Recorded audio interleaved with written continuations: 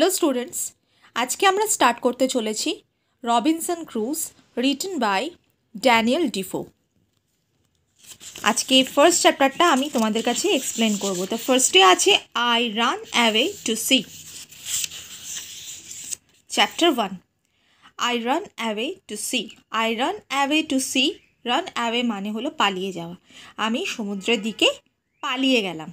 Okay, I was born in the year 1632 in the city of York in England. আমি ইংল্যান্ডের York সিটিতে 1632তে জন্মগ্রহণ করেছিলাম। My father was a foreigner from Bremen in Germany who settled in England. আমার বাবা ছিলেন একজন বিদেশি। কোথাকার বিদেশি ছিল? ব্রেমেনের। ব্রেমেন হচ্ছে জার্মানির একটা জায়গা, যিনি ইংল্যান্ডে সেটেল হয়েছিলেন। My mother was an English woman from a very good family known as the Robinsons. আমার মা ছিলেন একজন ইংলিশ ওম্যান, যিনি ভীষণ ভালো একটি ফ্যামিলি থেকে বিলং করতেন, যে ফ্যামিলিটার নাম ছিল Robinsons. I was named Robinson Crusoe. আমার নাম ছিল Robinson Crusoe. We were 3 brothers and I was the youngest of all. আমরা ছিলাম 3 ভাই এবং আমি সবার মধ্যে ছোট ছিলাম। My father had given me a good education and wanted me to become a lawyer. আমার বাবা আমাকে খুবই ভালো শিক্ষায় বড় করেছেন, আমাকে ভালো শিক্ষা দিয়েছেন এবং তিনি চাইতেন যে আমি একজন আইনজীবী হই। However I wished to become a seller and C the world. আমি কি হতে চাইতাম? সেলার মানে নাবিক, ঠিক আছে?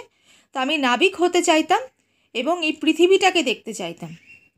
My father a wise and grave man want me about this. আমার বাবা ছিলেন ভীষণ জ্ঞানী এবং গ্রেভ ম্যান বলতে অনেক দূরের, মানে অনেকটা ফিউচারের কথা যিনি চিন্তা করে কথা বলেন, ঠিক আছে? মননশীল লোক যাকে এক কথায় বলা হয়, তিনি আমাকে সাবধান করেছিলেন এই বিষয়ে। He said that I would have to suffer great miseries and hardships at sea. সমুদ্রে গেলে কি কি দুর্ভাগ্যজনক ঘটনা আমার সাথে ঘটতে পারে, কতটা কঠোর পরিস্থিতির মোকাবিলা আমাকে করতে হতে পারে, সেই বিষয়ে আমার বাবা কিন্তু আমাকে সাবধান করেছিলেন। ডেসপাইট দিস স্টার্ন ওয়ার্নিং, এই কড়াভাবে সাবধান করা সত্ত্বেও I ran away to sea against my father's wishes at a tender age of 19.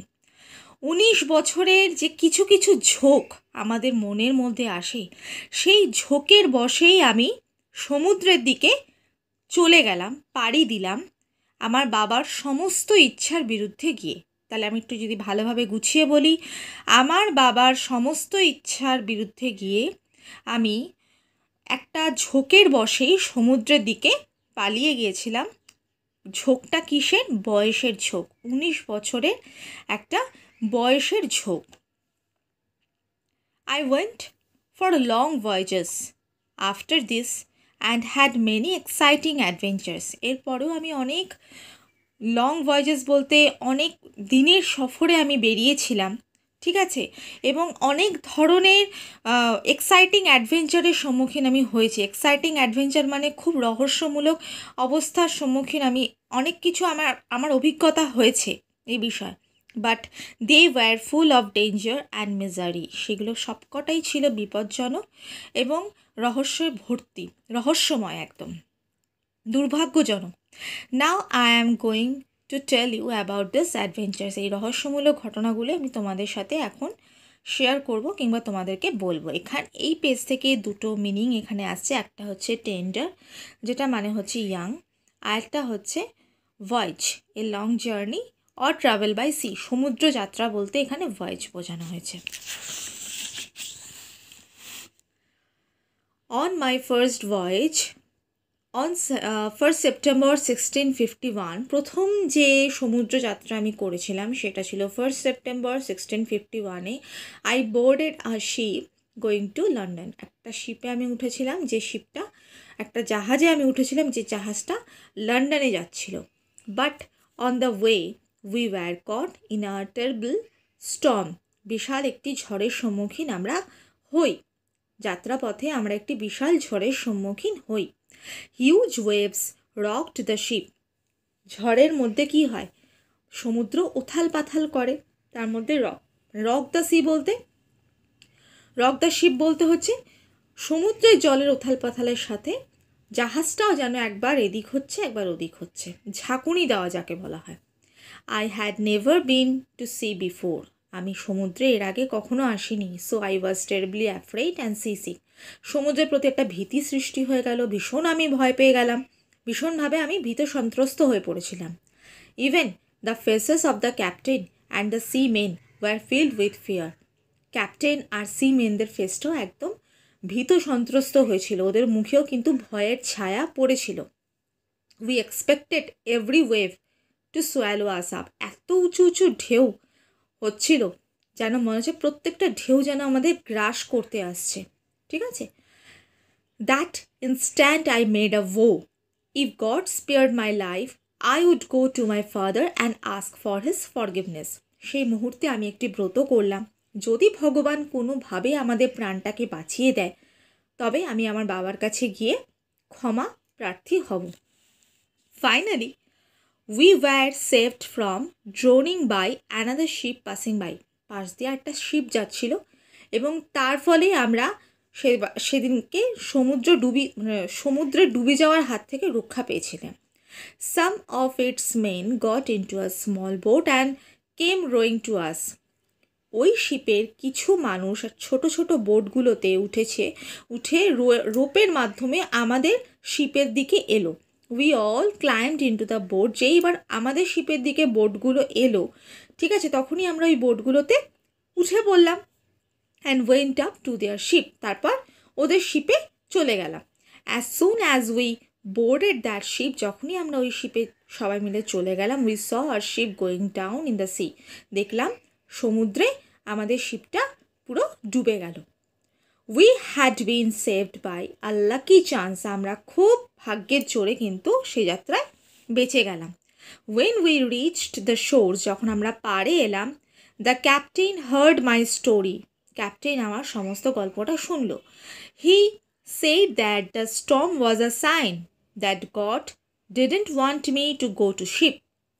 তিনি বললেন, এই যে ঝড়টা হলো, ঝড়টা কিন্তু একটা সংকেত চিহ্ন হিসাবে আমাদেরকে বোঝালো যে ভগবান কোনোভাবেই চায় না যে আমরা আবার কোথায় যাই, সমুদ্রে যাই, আমরা আবার সমুদ্রে যাই, এটা ভগবান কোনোভাবেই চান না। He warned me. তিনি আমাদেরকে সাবধান করলেন। If you do not go back you will meet with nothing but disasters. তুমি যদি ফিরে না যাও তাহলে কিন্তু তুমি কিছুই পাবে না, তার ওপর তোমাদের বিপর্যয়ের সীমা থাকবে না, তোমাদের বিপর্যয়ের সম্মুখীন হতে হবে, বিপদের সম্মুখীন হতে হবে। But I was ashamed to go back for fear of being laughed at by my parents and neighbours.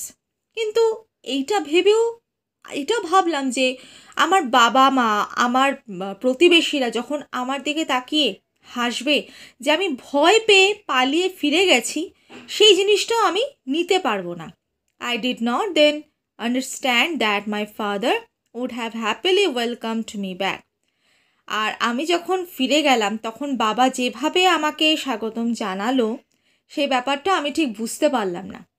ঠিক আছে, তো এই হলো ফার্স্ট চ্যাপ্টারের ফুল এক্সপ্লেনেশন। লাস্টে দেখো আরও দুটো মিনিং আছে। वो মানে প্রমিস, ব্রত, disaster an accident or some danger that causes great harm, loss of lives etcetera. Disaster মানে হলো কোনো ধরনের দুর্ঘটনা যেটার মাধ্যমে আমাদের নিজেদের কোনো ক্ষতি হতে পারে অথবা প্রাণও চলে যেতে পারে।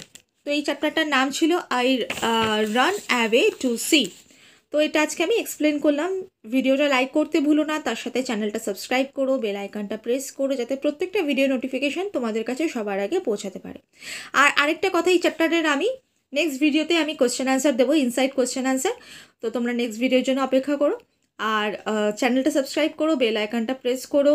আর কোনো ভিডিও যদি মিস হয়ে গিয়ে থাকে ডিসক্রিপশান বক্সে সাবজেক্ট ওয়াইজ প্লেলিস্ট করা আছে, চেক আউট করে নিও। তো আজকে এইটুকুই। সবাই সুস্থ থেকো, ভালো থেকো, মন দিয়ে পড়াশোনা করো। Bye, take care.